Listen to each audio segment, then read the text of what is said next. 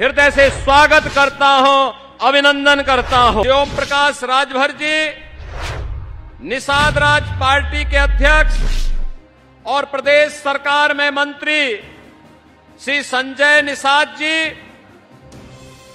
राज्यसभा की माननीय सांसद श्रीमती संगीता बलवंत बिंद जी, राज्यसभा के माननीय सांसद श्री अमरपाल मौर्य जी, विधान परिषद सदस्य श्री विशाल सिंह चंचल जी, आज के इस कार्यक्रम में उपस्थित भारतीय जनता पार्टी के हमारे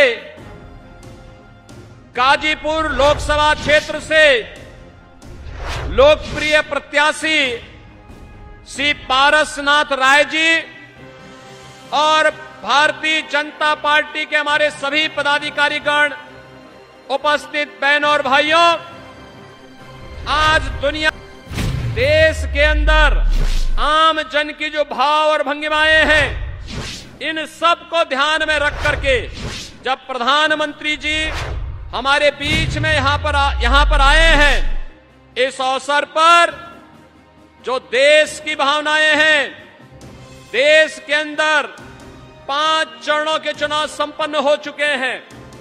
बहनों और भाइयों, आज छठे चरण का चुनाव चल रहा है और मैं आपको इस बात के लिए कह सकता हूं, पूरे देश के अंदर उत्तर, दक्षिण, पूरब, पश्चिम, जहां कहीं भी हम बात करते हैं, जाते हैं, चारों ओर एक ही आवाज है, एक ही नारा गूंज रहा है और वह नारा है कि फिर एक बार और अब की बार 400 पार। तो बहनों और भाइयों, 400 पार की बात जब आती है तो कांग्रेस और इंडी गठबंधन से जुड़े हुए सहयोगी दल, समाजवादी पार्टी हो या आरजेडी हो या फिर अन्य दल हैं, ये चारों खाने चित होते हुए दिखाई देते हैं, क्योंकि नहीं है। और इसीलिए एक तरफ सुरक्षित भारत, आतंकवाद से मुक्त भारत, वही 2 लड़कों की जोड़ी फिर अनर्थकारी जोड़ी आ गई है। बहनों और भाइयों, ये समाजवादी पार्टी और कांग्रेस ने जब भी गठबंधन किया है, अनर्थ हुआ है।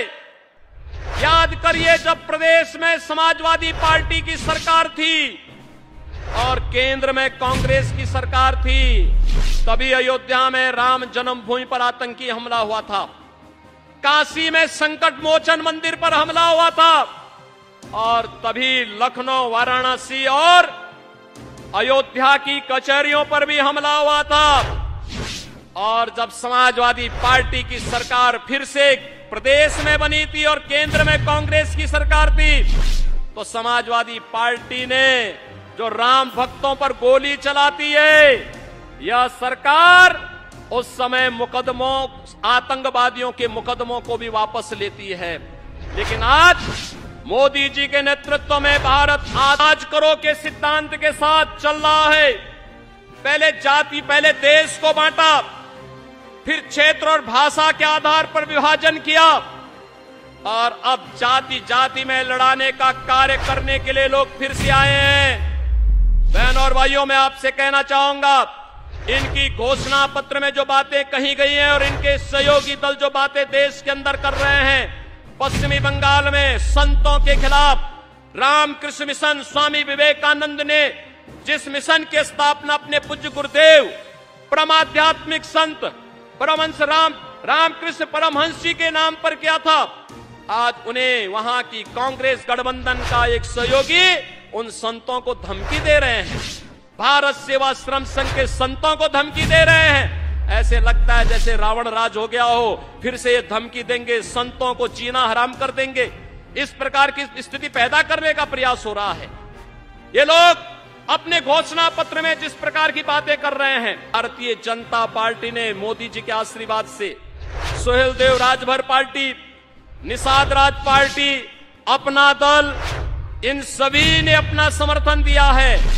गाजीपुर मोदी जी को आश्वस्त करे कि गाजीपुर से श्री पारसनाथ राय भारी बहुमत से विजयी बनकर के जाएंगे।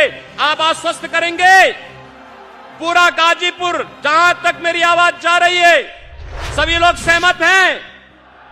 1 जून को जब चुनाव होंगे तो श्री पारसनाथ राय जी भारी बहुमत से विजयी बनकर के गाजीपुर से जाएंगे। गाजीपुर विकास और सुशासन के इस मॉडल का एक बार फिर से केंद्र बनेगा। सहमत है? तो विकास की खुशबू कैसे फैलती है। अब गाजीपुर में हर कोई कह रहा है काम तो बहुत भइल बा, अब कमवा दिखाई पड़त बा। सम्मान चाहिए कि माफिया के दोस्त चाहिए। आज पूर्वांचल एक्सप्रेसवे हो, गाजीपुर मांझीघाट ग्रीनफील्ड एक्सप्रेसवे प्रोजेक्ट हो, रेलवे स्टेशनों का विकास हो, सड़क, हाईवे, पुल, कृषि इंफ्रास्ट्रक्चर, गोदाम, पेरिसेबल कार्गो, महर्षि विश्वामित्र मेडिकल कॉलेज की सुविधा, गाजीपुर में जो काम 60 वर्ष में नहीं हुआ वो हमने 10 साल में करके दिखाया है। साथियों, मुझे विकसित भारत के संकल्प के लिए गाजीपुर का भरपूर मार्गदर्शन समर्थन चाहिए। 400 पार में मुझे एक कमल गाजीपुर का चाहिए। मां भारती के चरणों में गाजीपुर का कमल भी चढ़ना चाहिए। चढ़ेगा? पक्का चढ़ेगा। 1 जून को भाई पारसनाथ राय जी को आप भारी बहुमत से जिताए और उन कमल के निशान पर दिया हुआ हर वोट मोदी के खाते में जाएगा।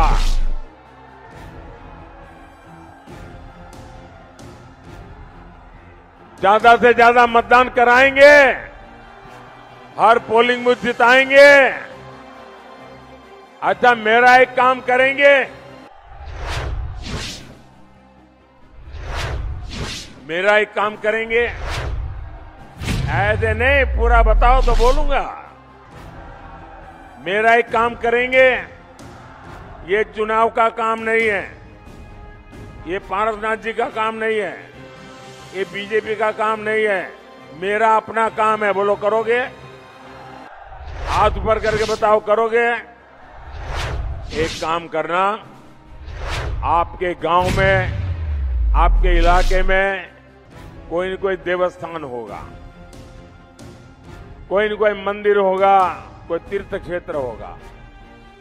मेरी तरफ से वहां जाना, मत्था टेकना और परमात्मा से विकसित